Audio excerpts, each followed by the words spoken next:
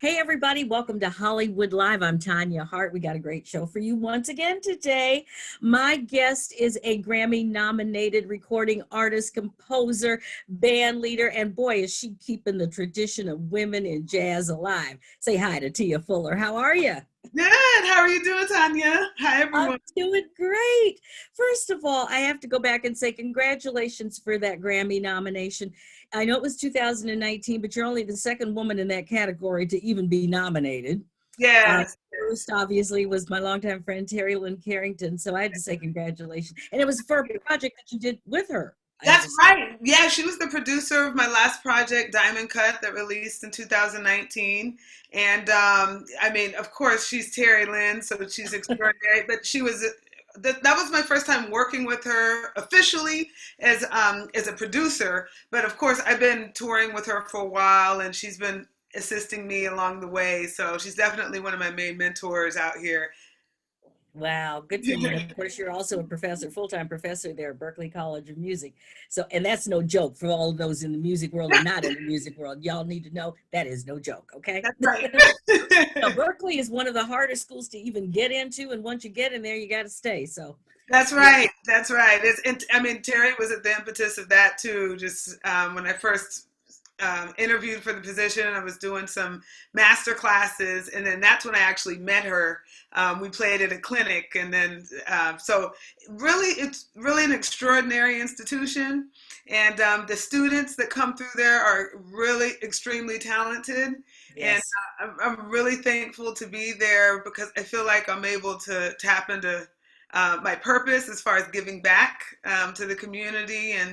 And now that we've collaborated with Boston Conservatory, I'm able to create some more classes that and collaborations between departments like the dance department, theater department, the music department. So Wow.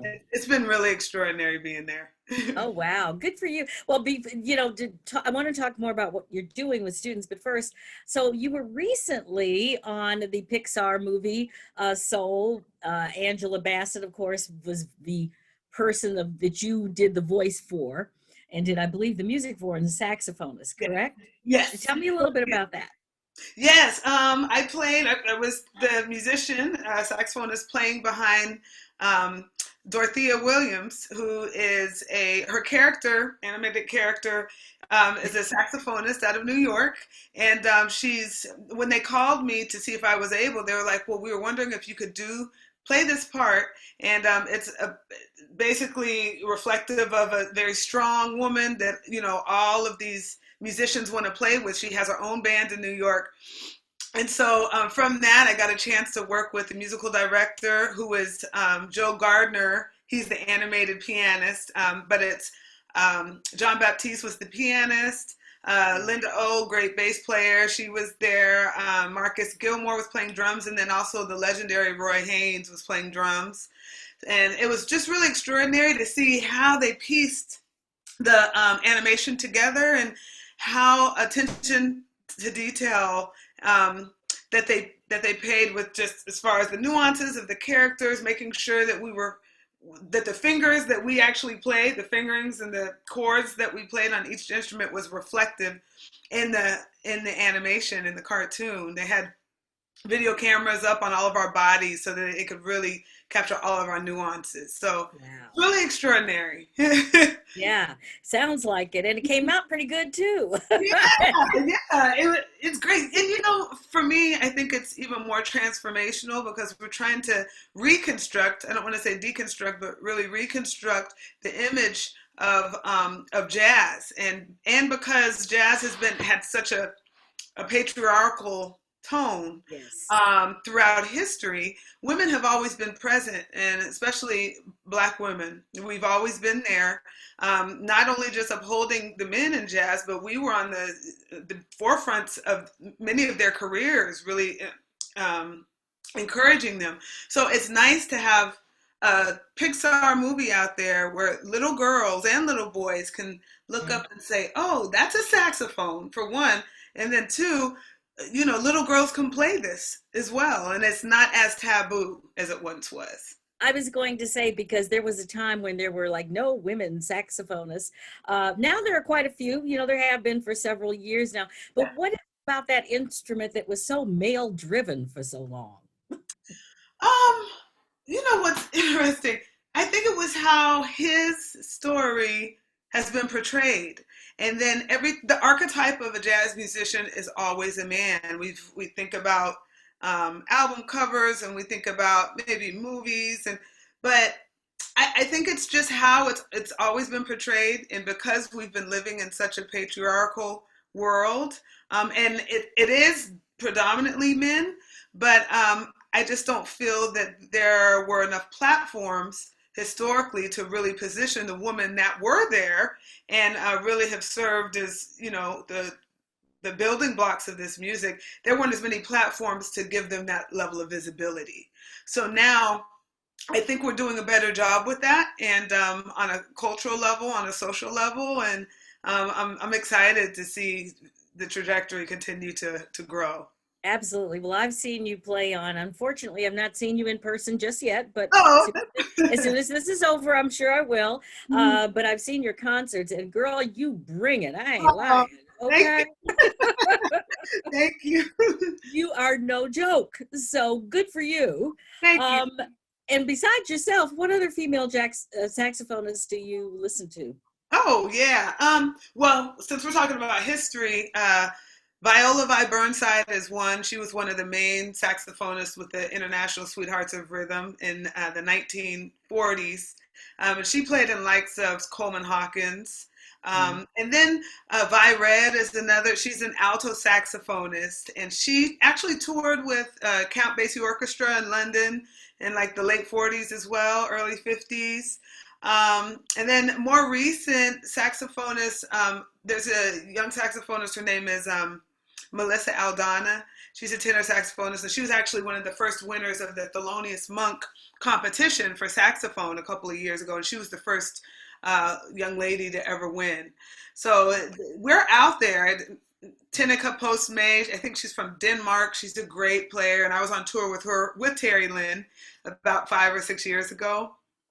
So we're there. We're out there, and I think now we're in a better position, just as far as really being heard and more so being seen on that. Well, you've played with pretty much everybody in the jazz world, but you were also on the Beyonce tour way back in the day on that Sasha Fierce tour back in 2000. What was that like? That's Well, that was really an eye-opener for me in so many ways, because I was heavily and am still heavily steeped in the jazz world, but stepping into the pop industry was, I just saw how much of the perception also wasn't in alignment with the excellence of the musicianship, and there was equal attention given to everything. For example, we'd be on tour and in tour rehearsals, and they would be 12-hour tour rehearsals at that. But we would all be in rehearsal with the choreographers, the dancers, the videographers, and we literally would be sitting and putting the show together. Beyonce would be putting it together, but she would always ask us questions and be open to any suggestions. And so that was one thing that I really learned. I said my macro takeaway from that was to continue to be porous, and to also continue to, to have a very crystallized vision with what you want, but to also communicate effectively, to be a businesswoman, to have a clear vision, and then also putting set lists together, like having a certain narrative to your show so that you really have a theme to draw your audience in. And all of those things have assisted me in my own career. Yeah, well, Beyonce does that very well, and she Yes, still she is. does. I love what you're doing, though. You are creating, I mean, in the many educational things that you've done, but you're also creating a subscription-based, kind of like a saxophone class for younger kids and for some of you students. Tell me a little bit about that. Yes, this subscription is actually a joint venture. It's a collaboration with myself, Kirk Whalum, who is amazing, Kirk Whalum, and then also Jeff Coffin, who happens to play with David Matthews Big Band, and the Boston Sax Shop. So we've all come together, and we've created these online workshops, master classes, videos, where saxophonists and beyond could come in and learn more about the music, learn more about technique behind the music. So it's going to be hundreds of videos along with bi-monthly sax hangs, Zoom sax hangs, where we're going to just be talking and asking questions about each other, and then also having guest artists coming on, guest saxophonists speaking about their experiences. So I'm really excited for that as well, because that's a first, doing something like that. Yeah, I was going to say, I don't think anybody's done anything quite like that. So Yeah. that's Yeah, not to really, disagree. Yeah. that's the beauty of our digital world. We've been covering the Grammys for years. I'm always there early. I'm always backstage. I get there really early because all the categories of quote Black music or African American music doesn't happen on the show for the most part. Yes. Yes. Everybody wins very early in the afternoon or whatever. Do you think that's ever going to change? And where do you see jazz going in our music society today and with the culture that we are now currently in? Yeah. I think it is going to change. Like anything, it's a process. And now, because we're in such a pop-oriented field as far as music, and the popular music is not jazz anymore, even though it's all around us constantly. So, keeping our fingers crossed, I think we're making more strides to move in that direction so that jazz can have visibility. And as I said before, soul and I think certain positioning of other shows with jazz are going to allow for that to happen. And as far as just the direction of jazz in general, I think I want to be optimistic, just because a lot of my friends who are out in the music industry, jazz and beyond, they're all playing different types of music, and many of the top musicians with the top artists, such as Jay-Z, Kanye West, all of these top artists out there, Rihanna, they also play jazz. And so, and I know everyone is very true. In particular, Terrace Martin is one of my good friends. And I mean, he works with everybody, but he has a nice balance between both of those worlds. But he's unapologetic in saying that I grew up playing jazz music and I grew up. So I feel that with us being more intentional with how we are positioning ourselves overall, but as musicians, and really creating more of a platform for this music to be heard, and to also for others to be able to identify with it, even if it's just saying, "Oh, I know that instrument, that's a saxophone," and not misnaming it like a flute or a trumpet. These little tribes. Yeah, that's very true. Which begs the question: okay, what's the difference between a tenor sax and a baritone sax and all? Because there are, people have made careers playing different kinds of saxophones. Exactly. And I mean, that's a probably more in-depth question, but it's all about, as far as the tubing of the instrument, and it's just different ranges within this scale, and different ranges, like, so the soprano sax is higher. I actually have mine over here. Okay. So for the viewers there, you can see the difference. This is a soprano sax, and it's a little, it's higher. I haven't played all day today. And then here's an alto sax. It's a little lower. And then we have tenor sax, and usually the tenor saxophone, this neck right here will be more curved, like that. And then a baritone sax is really big. It's almost as tall as I am. I don't play that. Yes, they are huge. Yeah. Maybe one of the reasons that men always got over with those things, because you couldn't even hold one of those. So anyway, you have a new Instagram show as well. Where can folks catch you on that? Yes, my IG handle is Tia Fuller 1, And I've been doing a series. It's a continuation of a series that I started during the pandemic, but this is more, it's spearheaded towards postgraduate students at Berklee. And this month we've been celebrating Black History Month. So I've had a couple of interviews with students that I've had in the past who are now working in the industry. And the first student was Arnetta Johnson. And she's a young lady who plays trumpet and produces. She's been working with Beyonc as well, and she has her own projects out. And then my guest last week is Tyson Jackson, a young drummer who just got his master's from Berklee, an undergraduate.